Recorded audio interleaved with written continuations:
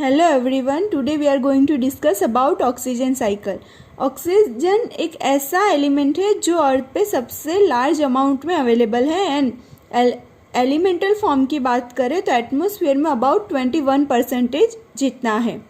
और earth crust as well as air में दोनों में वो कंबाइन फॉर्म यानी कि एज अ कार्बन डाइऑक्साइड में है।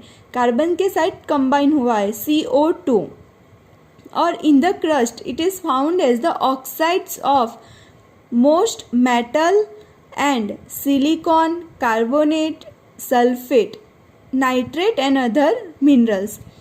क्रस्ट के अंदर अगर बात करो तो वो ऑक्साइड के फॉर्म में है, ये सब जो आप लोग को मेटल दिया है इस तरह से।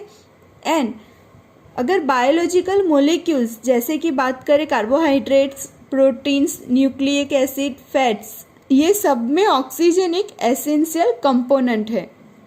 तो ये हुआ कि ऑक्सीजन किस तरह से अलग अलग फॉर्म में प्रेजेंट है।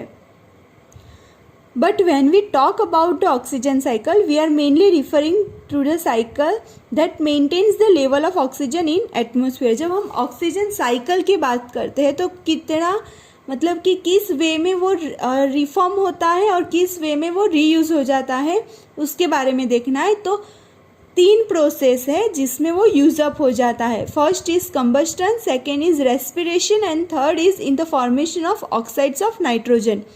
तो मेनली 3 प्रोसेस है, वो साइकिल में भी समझाती हूँ लेकिन पहले ये समझ लेते हैं। And oxygen is return to the atmosphere in the only one major process that is photosynthesis. एक ही मतलब कि रिटर्न हो रहा है वो फोटोसिंथेसिस के थ्रू ही हो रहा है।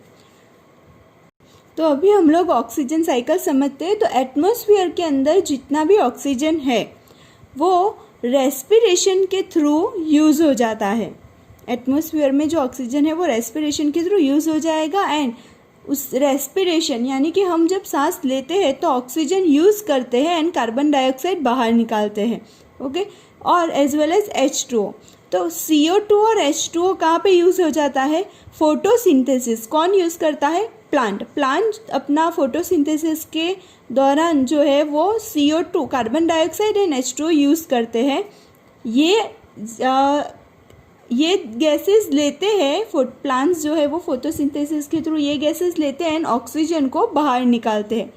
एज वेल एज जब फोटोसिंथेसिस होता है तब ऑर्गेनिक मोलिक्यूल C6H12O6 यानी कि ग्लूकोज बनता है जो और उसको ही हम फिर से यूज़ करते हैं। प्लांट्स में से जो प्लांट्स जो अपना प्रोडक्ट बनाते हैं वही हम लोग यूज़ करते हैं, इसीलिए ये एरो यहाँ पे दिखाया गया है। तो बहुत इजी है ऑक्सीजन साइकिल, बाकी सारे साइकिल से ऑक्सीजन साइकिल सबसे इजी है कि एटमॉस्फेयर में से ऑक्सीजन रेस्पिरेशन के थ्रू लिया हमने, फोटोसिंथेसिस के थ्रू बाहर निकला, एज वेल एज जो ग्लूकोज बना वो भी हम लोग ने ले लिया है, एज वेल एज जो बाहर निकलता है वो है CO2 गैस।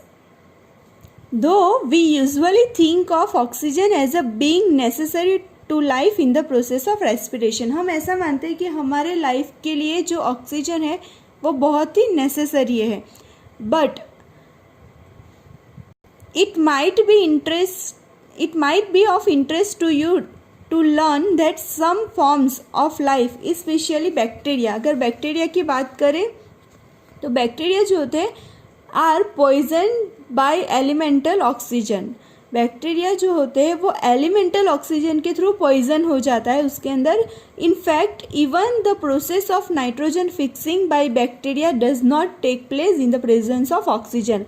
हमने जो नाइट्रोजन साइकिल सीखा आगे जिसमें हमने बात किया था, जो बैक्टीरिया होते हैं वो एटमॉस्फेयर में से नाइट्रोजन फिक्स करते हैं सॉइल में, तब जाके प्लांट जो है वो लेते हैं।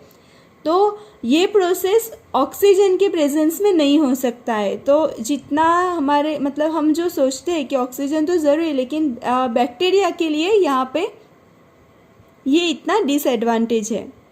तो ये हुआ ऑक्सीजन साइकिल। ऑक्सीजन साइकिल का शॉर्ट नोट आप लोग को नोटबुक में नोट कर देना है, as well as oxygen cycle को भी आपको ये वेडनेसडे से लेकर नेक्स्ट वेडनेसडे तक हर एक दिन में आपको एक एक बार नोटबुक में ड्रॉ करना है, उसका प्रैक्टिस करना है एक एक बार, और होमवर्क डेली करते रहना है।